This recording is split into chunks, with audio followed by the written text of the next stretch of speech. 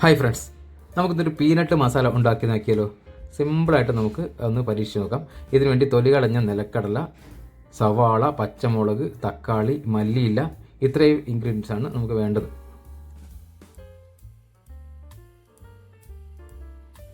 ആദ്യമായിട്ട് നമ്മൾ സവാളയാണ് അരിഞ്ഞെടുക്കേണ്ടത്. ഒരു സവാളയാണ് നമ്മൾ എടുത്തിട്ടുള്ളത്. അത് വളരെ ചെറുതായിട്ട് അരിഞ്ഞെടുക്കണം. അതുപോലെ തന്നെ ഒരു തക്കാളിയും ഒരു പച്ചമുളകാണ് നമ്മൾ ചേർക്കുന്നത്. എരിവ് കൂടുതൽ വേണം എന്നുള്ള ആൾക്കാർക്ക് ഒരു പച്ചമുളക് കൂടെ ചേർക്കാം. അതും നല്ല ചെറുതായിട്ട് അരിഞ്ഞെടുക്കണം. എന്നിട്ട് ഇതിലേക്ക് മല്ലിയില കൂടെ ചേർത്തിട്ട് അത് മിക്സ് ചെയ്തെടുക്കാം. നമുക്ക് വൈകുന്നേരത്തെ കട്ടൻ ചായക്കൊക്കെ കഴിക്കാൻ പറ്റുന്ന ഒരു സാധനമാണ് നമുക്ക് സ്നാക്സിന് പകരമായിട്ട്.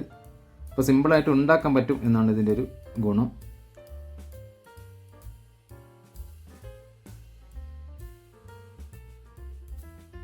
നമ്മൾ നേരത്തെ പറഞ്ഞ ഇൻഗ്രീഡിയൻസിൻ്റെ കൂടെ കുറച്ച് മിക്സ്ചറും അതുപോലെ തന്നെ പൊട്ടാറ്റോ ചിപ്സ് കൂടെ ചേർക്കുന്നുണ്ട്.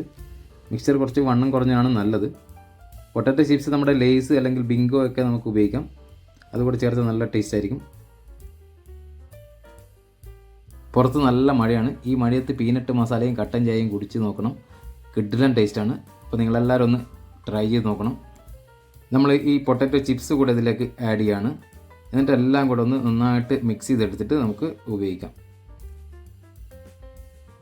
നമ്മൾ നേരത്തെ അരിഞ്ഞു വെച്ച തക്കാളി അതുപോലെ തന്നെ സവാള ഇതെല്ലാം കൂടെ ഇതിലേക്ക് നന്നായിട്ട് മിക്സ് ചെയ്ത് ചേർക്കണം.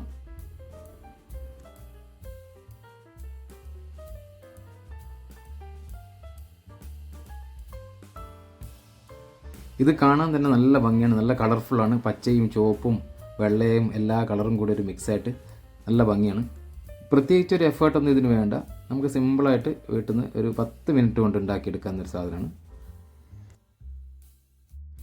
അപ്പോൾ എല്ലാവരും ഒന്ന് ട്രൈ ചെയ്ത് നോക്കുക. ആ ഒരു എരിവും അതുപോലെ തന്നെ മല്ലിയിലയുടെ ഫ്ലേവറൊക്കെ വരുമ്പോൾ ഒരു പ്രത്യേക ടേസ്റ്റാണ്.